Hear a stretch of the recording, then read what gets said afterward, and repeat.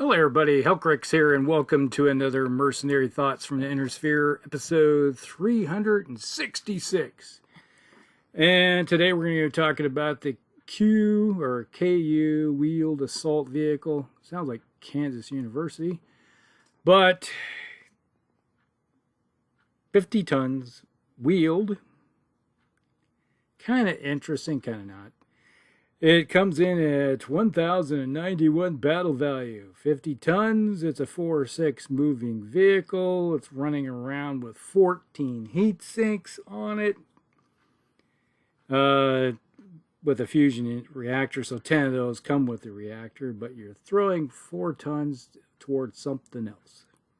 All right, and it comes with 7 tons of ferrofibers armor for 134 points, so it does have some decent protection. Now, against clans, 30 points on your front slope. That's not going to last you very long. That's going to disappear really quick. You know, a couple good hits from some decent-sized weapons, and it's toast type of deal. But, you know, it can handle, against the Inner Sphere, it might last a little bit longer. But overall, it's for 50 tons, kind of average amount of armor. Now, the weapon systems on board is, well, kind of interesting. We do have an ER large laser in the turret, which is 4 tons. All right. And that's where 2 of those extra heat sinks come into the mix. Okay, if you want something that shoot out to 25, there you go. Not bad.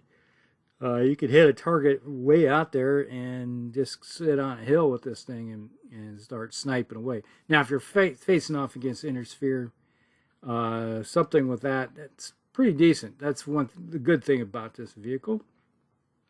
Then we have an ER small laser, and that's where your other 2 tons or 2 heat sink come from. So, yeah, you're throwing more energy weapons on, so you got to throw some tonnage towards heat sinks, because they're all singles. And then we have the weapon system, which is an Ultra AC-10 in the turret with 2 tons of ammunition. Personally, I'd rather have an LBX-10.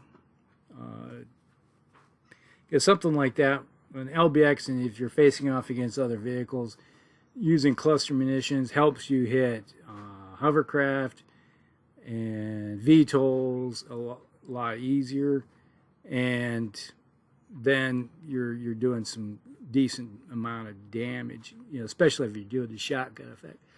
If you're doing solid shot, well, you're still doing 10. And with the Ultra, you're shooting the Ultra, you're going to have 10 shots to begin with, because you're double pumping that thing. And you got to roll an 8 or better again. So, yeah, it's like you hit, and then you got to basically try to hit that number again to get the second shot to come in. Which is why I usually rather have an LBX cannon versus the Ultra cannon. Just the fact that, hey, you got some options. If you hit a vehicle with cluster munitions, you have a good chance of getting motive hit. And the next thing you know, the target you're shooting at is dead in the water or extremely slow. It may be a 1-2 mover. And if that's the case, then you're looking at something that the next turn is going to die if it didn't get taken out to begin with. Then we have the Streak 4, which is in the front slope with a ton of ammunition. Yeah, that's kind of an afterthought kind of weapon, along with the ER small laser. You got to get in close, typically, compared to your other weapons that you have, to be able to hit something. And by that time, you're looking for crits. That's pretty much it. That's what the whole purpose of the SRM4, in my opinion, is. So you tore the armor off, and eventually, if you get close enough, then you throw the clusters at them. But that goes both ways, too. So if you were close enough to hit with it, they're probably got a better firing solution on you. And since you're only a 4/6 moving vehicle that's wheeled, you probably have already been motive hit at least once or twice already. and you may be a 3-4 or a 2-4, yeah, or 2-3 mover. Yeah, you just got your movement cut down. So the next turn, most likely or so, you might be gone to begin with. So there's that. Now, one thing I would consider have done is maybe drop the ER large laser in favor of, it's one thing or the other, and jump it up to a large pulse laser.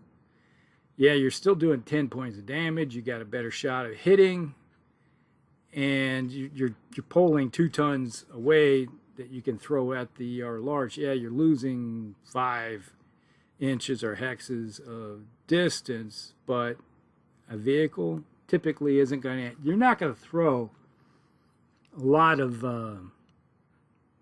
points into something to have a good crew. So having a large pulse laser might, swing you the other direction where you might be able to hit with something.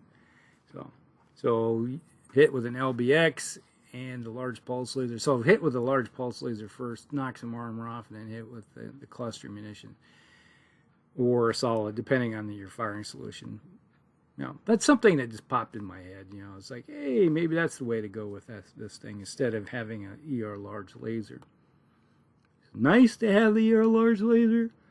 Nice to be able to hit a target out at range, but hitting the target is the other thing you got to do. You have to hit. Even if you're in range, you still got to hit. All right, so that's pretty much it. It's like, it's not a vehicle that screams at me, yes, I must have one. It's like, no, it's the standard version, not so much. It's like, it doesn't scream at me, say, hey, I got to take a bunch of these. No, never has. It's like when the book first came out way back in the day, as I looked at that, I'm like, no, I don't see the need for it. Compared when, you got some other good stuff running around. Now, but when you look at it from the aspect of the clans, okay, and maybe you might consider taking one of these. So, especially if you're the Hell Horses or something of that nature. Now, there's another version of this thing. Let's see here. This is the Turin 2 infantry fighting vehicle. Because basically the Turin is the Star League Defense Force version. So this is what they took with them, and so they have some of the old stuff, and then they use it for use in carrying around your infantry. Now, if you look at it, let's just read about the Turin. Basically it's the KU, Q, or that nature. Basically, what they did was they still have the fusion reactor, but it made it a XL version. So you're upping the cost for this thing. It has a 10-ton infantry bay. All right. 10 tons is pretty good. You can carry a lot of infantry around so they don't have to march or anything. Basically, I consider this version kind of like a heavy-duty truck for transporting your infantry out to the front. But all the weaponry has been removed except for a pair of ER medium lasers in the turret. And then you have a pair of AP Gauss rifles, one in the turret and one is mounted on the front of the vehicle. Now this comes in at 1,042 battle value, so it's slightly cheaper. It's about 50 points cheaper, 49 I think it is. And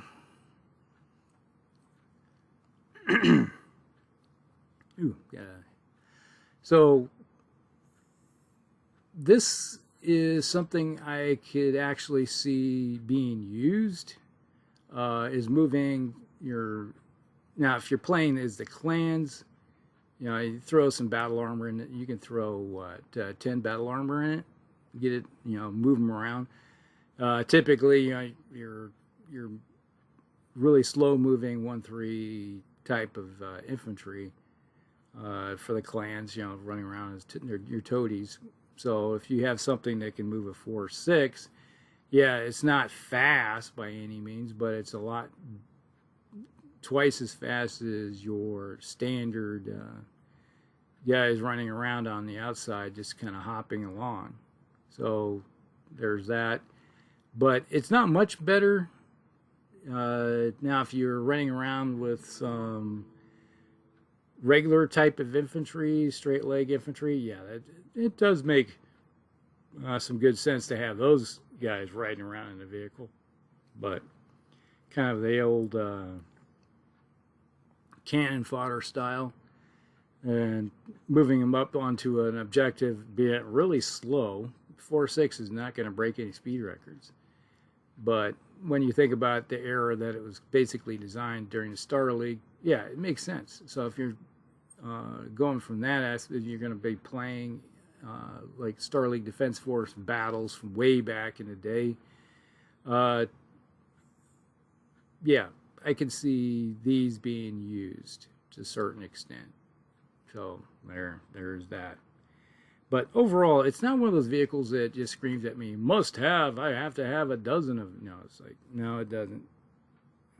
Now, some other individuals may have some different viewpoint on it and go from there and post it down below. But overall, it's not one of those vehicles that's going to be screaming at, yeah, must have them.